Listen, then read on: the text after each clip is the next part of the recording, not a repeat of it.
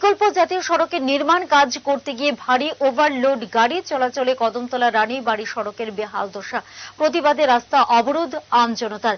ঘটনা ধর্মনগর কদমতলা রানীবাড়ি সড়কের কদমতলা থানার সামনে। বিকল্প জাতীয় সড়কের নির্মাণ কাজ তথা ত্রিপুরা অসম সীমান্তের ঝেড়ঝেড়ি থেকে কদমতলা বড়গোল হয়ে ধর্মনগর রাগনা এলাকায় গিয়ে মিশেছে।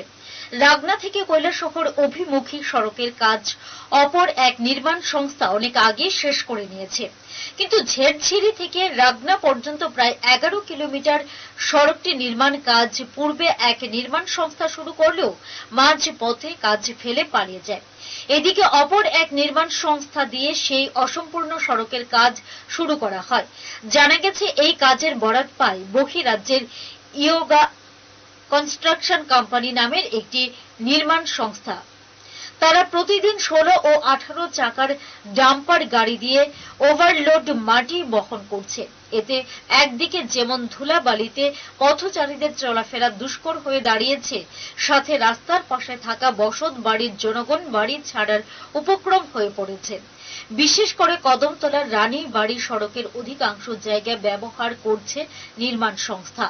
অন্যদিকে ভারী গাড়ি চলাচলের ফলে রাস্তা ভেঙে বড় বড় গর্তে পরিণত হচ্ছে।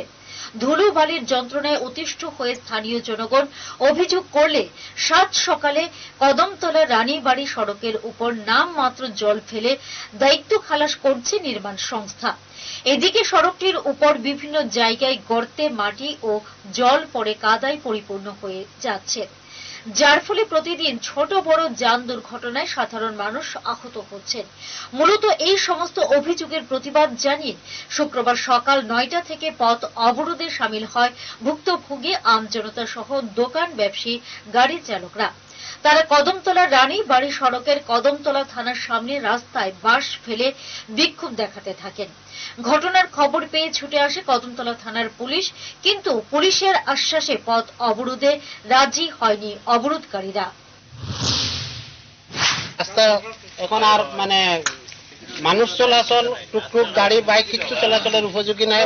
বড় বড় গর্ত হয়েছে, আর এই গর্তগুলো এমন অবস্থা হয়েছে প্রত্যেক দিন অ্যাক্সিডেন্ট হওয়ার এবং নিয়মিত মানুষ টুটাপাটা হওয়ার এই অবস্থায় চলছে।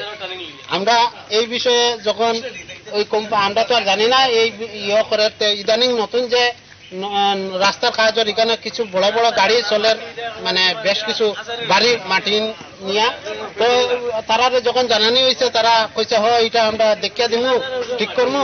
তারপরে গতকালকে তারা এটা ঠিক করার লাগে খেয়ে বা খারা তারা আইসে, দুইজন আইসলো, আইয়া সাথে তো তারা মাটি ফালাইতে চাইছিল। তখন আমরা বাধা দিছি যে মাটি দিও না, পাথর বা কংক্রিট বা ইট বা যে কোনো কিছু, মাটি তো আরো গাড়া হয়েছে। তো কিছু মাটি পড়ছিল, এখন দেখা গেছে সকালবেলা আরো বেশি গাড়া হয়েছে।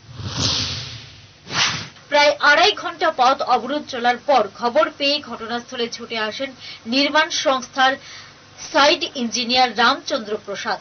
তিনি এসে অবরোধকারীদের রাস্তা সারাইয়ের প্রতিশ্রুতি দিলে সকাল 11:30 নাগাদ পথ অবরোধ প্রত্যাহার করেন অবরোধকারীরা। তবে অবরোধকারীরা বলেন, দ্রুত তাদের দাবি পূরণ না হলে গণতান্ত্রিক পদ্ধতিতে তীব্র আন্দোলন সংঘটিত করবেন। দীর্ঘ 2.5 ঘন্টা পথ অবরোধের জেরে অবরোধ স্থলের উভয় পাশে শতাধিক ছোট বড় গাড়ি আটকে পড়ে যাত্রী দুর্ভোগ চরম আকার ধারণ করে। Bureau report, headlines Tripura national.